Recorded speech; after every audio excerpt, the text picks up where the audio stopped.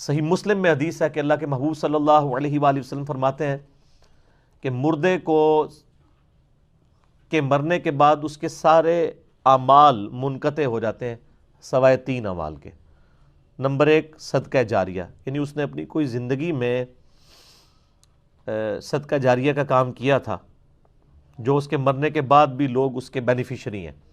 کسی نے کنواں کھدوا دیا، کسی نے مسجد میں لائٹنگ کروا دی، لائٹنگ یہ جلسوں والی نہیں، یہ والی لائٹ جس کی ضرورت ہے، یا مسجد میں کسی نے سب بچھوا دی، ایئر کنڈیشن لگوا دیا، یا کسی غریب بچے کا خرچہ، اس طرح کی جو بھی چیزیں۔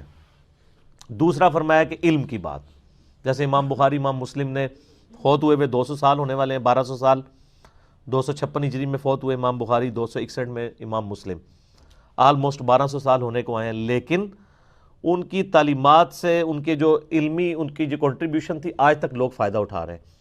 آج بھی جب بخاری شریف پڑھی جائے گی ان کو ثواب ملے گا، یہ ان کے اپنا اعمال ہے۔ ظاہر ہے وہ تو ان کی اپنی کنٹریبیوشن ہے، لاجیکل ہے کہ ایک بندے نے صدقہ جاریہ کیا یا اس نے کوئی علمی کاوش کی ہے تو اس کو ثواب ملنا چاہیے کیونکہ اس کی کنٹریبیوشن ہے۔ تیسری چیز اللہ کے محبوب صلی اللہ علیہ وآلہ وسلم کی اسی حدیث میں صحیح مسلم میں آتا ہے کہ تیسری چیز جو ہے وہ نیک اولاد ہے جو اس کے لیے دعا کرتی ہے مرنے کے بعد۔ ویسے تو دعا تو سب کی لگتی ہے، لیکن نیک اولاد چونکہ اس کی انویسٹمنٹ ہے وہ صدقہ جاریہ ہے۔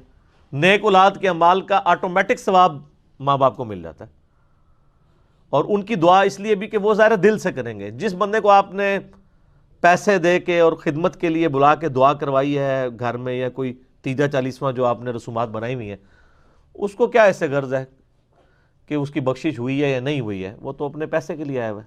تو نیک اولاد جو دعا کرتی ہے اس میں الفاظ ہیں۔ اور سنن ابن ماجہ میں حدیث ہے، ایک شخص کے مرنے کے بعد اللہ تعالیٰ جنت میں کچھ مراتب بلند کرتا ہے، تو وہ بندہ پوچھتا ہے اللہ میں نے تو یہ اعمال نہیں کیے، تو بتایا جاتا ہے کہ تیرے بیٹے نے تیرے لیے دنیا میں استغفار کیا، اس کی برکت سے اللہ تعالیٰ نے تجھے جنت میں یہ اعلیٰ درجہ دے دیا۔ یہ اتنا فائدہ ہوتا ہے، اس لیے اولاد کی ایسی تربیت ہو، دینی تربیت ہوگی تو مرنے کے بعد دعا کرے گا۔ اسی طریقے سے میت کی وفات کے بعد اس کی طرف سے آپ جو صدقہ اور خیرات کرتے ہیں اس کا ثواب بھی اسے ملتا ہے، وہ کوئی بھی کر سکتا ہے۔ وہ صحیح بخاری کے اندر حدیث موجود ہے، سعد ابن عبادہ کہتے ہیں میں یعنی سفر پہ تھا اور پیچھے سے میری ماں فوت ہو گئی، اللہ کے نبی علیہ السلام میں چاہتا ہوں کہ میں ان کی طرف سے کچھ صدقہ اور خیرات کروں، کیا ان کو نفع ملے گا؟ تو آپ نے فرمایا ملے گا۔ تو انہوں نے کہا یا رسول اللہ میں ایک پھر کنواں کھدواتا ہوں۔ اس کنویں کا نام ہی پڑ گیا ام سعد کا کنواں، ٹھیک ہے، اور آپ نے فرمایا اس کا نفع بھی اسے ملے گا۔ سنن نسائی کے اندر پوری ڈیٹیل موجود ہے۔ بعض لوگ کہتے ہیں کہ انہوں نے وصیت کی تھی، ایسا نہیں ہے، سنن نسائی میں پوری ڈیٹیل ہے کہ جس سے ثابت ہوتا ہے کہ یہ ایکسکلوسیولی انہوں نے ہی خود ڈیسیژن لیا تھا، تو ثواب ملے گا۔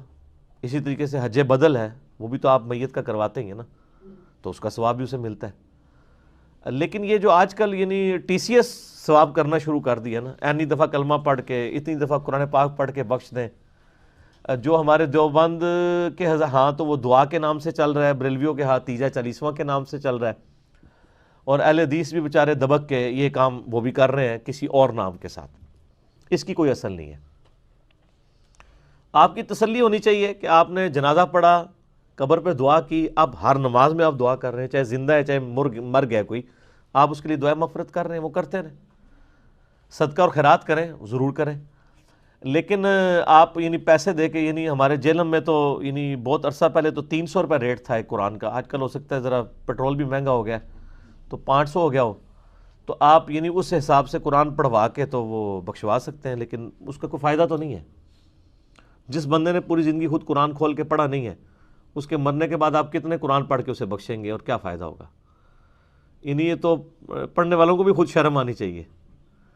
تو باقی رہا دعا، ظاہر ہے جو بندہ مر گیا اب دنیا میں تو نہیں آ سکتا، اب اس کے لیے زیادہ سے زیادہ یہی ہو سکتا ہے کہ اس کے لیے دعا کی جائے، تو وہ تو اس کا حق ہے، اور وہ اسی آیت کے تحت ہے، سورۃ الحشر آیت نمبر 10، ربنا اغفر لنا ولاخواننا الذین سبقونا بالایمان۔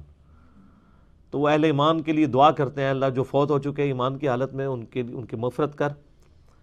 اور اس طریقے سے آپ جب کبھی بھی قبرستان جائیں، صحیح مسلم میں دعا موجود ہے، السلام علیکم اہل الدیار من المؤمنین والمسلمین وإنا ان شاء اللہ بکم للاحقون نسأل اللہ لنا ولکم العافیہ۔ اے اہل ایمان مومنین اور مومنات جو یہاں پر دفن ہو، ہم تم پر سلامتی بھیجتے ہیں۔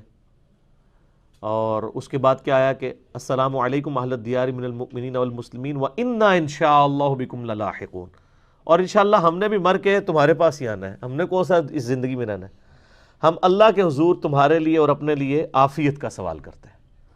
تو یہ آپ دعا کریں۔